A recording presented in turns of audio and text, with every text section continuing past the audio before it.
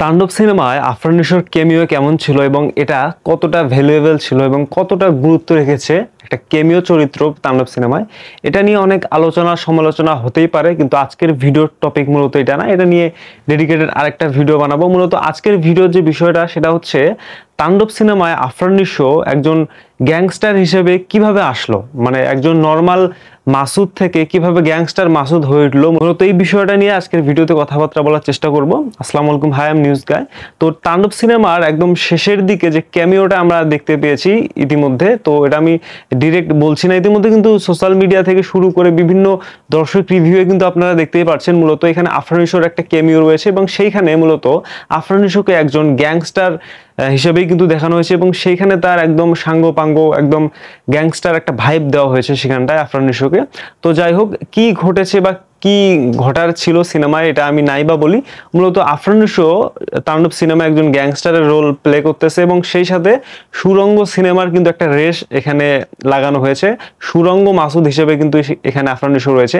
তো আমরা সুরঙ্গতে দেখেছিলাম আফরান নিশোকে একজন সাদা মাটা অর্থাৎ একজন ময়নার মাসুদকে আমরা দেখেছিলাম, যিনি তার ওয়াইফের জন্য যা তা করতে পারে এরকম একটা অবস্থা, কিন্তু শেষমেশ তার সাথে বেইমানি করার কারণে কিন্তু তাকে টাকা সহ এখানে জ্বালায় দেয় একটা বাড়িতে। এটা আমরা শেষ পর্যন্ত সুরঙ্গর শেষে দেখেছিলাম, কিন্তু এখানটায় দেখা গেল আফরান নিশোকে একদম অন্যরকম একটা গেট আপে এবং একটা গ্যাংস্টার লুকে, সেই সাথে তার একদম দলবল অন্যরকম একটা অবস্থা। তো মূলত এইখানে দেখানো হয়েছে শেষে যে এখানে আসলে রায়হান রাফির ইউনিভার্স তিনি ক্রিয়েট করতে যাচ্ছেন তাণ্ডব সিনেমায়। এখানে আফরান নিশোর লুক থেকে শুরু হয়েছে, মূলত সুরঙ্গ 2 আসবে সামনে, তারপরে তাণ্ডব 2 আসবে, ওইখানটায় মূলত ইউনিভার্সের যে গল্প এটা শুরু হবে। এবং সুরঙ্গ 2 এটার মধ্যে মূলত দেখানো হবে যে শাকিব খান আর আফরান নিশোর, এখানে শাকিব খানের ক্যামিও থাকতে পারে, কিন্তু আফরান নিশোকে মূলত দেখানো হবে যে একজন নর্মাল মাসুদ থেকে তিনি কিভাবে গ্যাংস্টার মাসুদ হয়ে উঠলেন।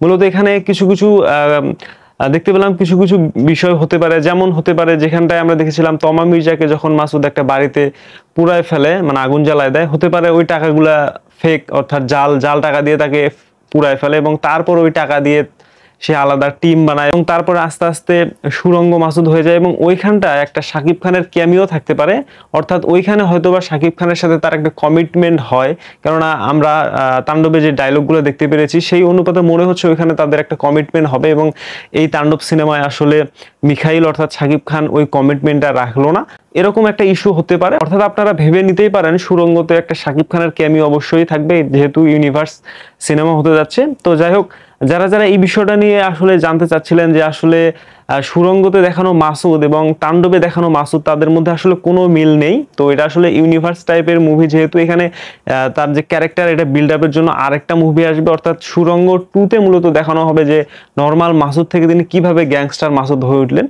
তো এটা ছিল মূলত এই বিষয়টা। তো আর যারা যারা আফরান নিশোর অভিনয় নিয়ে, আফরান নিশোর কেমিও নিয়ে সমালোচনা করছেন, তারা নিছক একদম উগ্র সাকিবিয়ান, তারা আসলে সিনেমার লোক না, সিনেমাকে ভালোবাসেন না, তারা আসলে একদিক থেকে কথা বলতেছে, তাদের চোখে সিয়ামকেই ভালো লাগছে কিন্তু আফরান নিশোকে ভালো লাগছে না। মানে মেন কথা ঘুরে ফিরে জাস্ট একটা ইস্যুতেই তারা আটকে আছে যে শাকিব খানের সাথে আফরান নিশোকে চাই না। ভাই, মেকার্স থেকে শুরু করে মেগাস্টার শাকিব খান তারা কিন্তু সব থেকে ভালো বোঝে যে কোনটা সব থেকে ভালো হবে, কোনটা করলে সিনেমার জন্য ভালো হবে।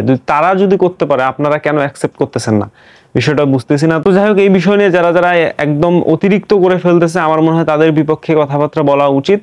রিসেন্টলি একটু ব্যস্ততার মধ্যে আছি, হয়তোবা কিছুদিনের মধ্যে এই বিষয়গুলো নিয়ে কথাবার্তা বলা শুরু করব। দর্শক, আফরান নিশোর ক্যামিও নিয়ে যারা যারা সিনেমাটা ইতিমধ্যে দেখেছেন তাদের কি মতামত এবং সিয়াম আহমেদের অভিনয় নিয়ে আপনাদের কি মতামত জানাতে পারেন এই ভিডিওর কমেন্টে। এবং সেই সাথে আমি একটা কথা অ্যাড করে দিতে চাই যে এটা তাণ্ডব সিনেমা অবশ্যই শাকিব খানের সিনেমা এবং শাকিব খানের অভিনয় আসলে অনবদ্য। শাকিব খানের আসলে তাকে নিয়ে কথা বলার মতো কিছু নেই, পুরো সিনেমা আসলে শাকিব খানেই টেনে নিয়ে গেছে, কিন্তু তাণ্ডব সিনেমাকে শেষে অর্থাৎ ক্যামিওর মাধ্যমে আফরান নিশো অন্য একটা মাত্রায় কিন্তু নিয়ে গেছে। অবশ্যই শাকিব খানকে ক্রেডিট দিতেই হবে, কেননা শাকিব খানই তো পুরো সিনেমাকে একটা লেভেলে নিয়ে গেছে। কিন্তু এখানে ক্যামিওটা আসলে যখন মিখাইলের সাথে মাসুদের একটা লড়াই হবে, ভার্সেস হবে, এটা কিন্তু আসলে পরে তাণ্ডব 2তে কিন্তু মানুষ এটার থেকেই কিন্তু একটা আগ্রহ জন্মাইছে। তো যাই হোক, রায়হান রাফি হয়তো বা এটারও সুযোগ নিয়েছে, যেহেতু সাকিবিয়ান এবং আফরান নিশো এদের সাথে একটা বিরোধ চলতেছে, এরকম একটা সময় যদি এরকম একটা ইস্যু ক্রিয়েট করা যায় তাহলে হয়তো বা সিনেমার হাইপ আরো উঠবে। এটা হচ্ছে তার দিক থেকে, আমার দিক থেকে চিন্তা ভাবনা হতেও পারে এমন। তো দর্শক, এই বিষয়ে আপনার কি মতামত জানতে পারেন এই ভিডিওর কমেন্টে। দেখাবেন নেক্সট কোন আপডেটে, সে পর্যন্ত ভালো থাকুন, আল্লাহ হাফেজ।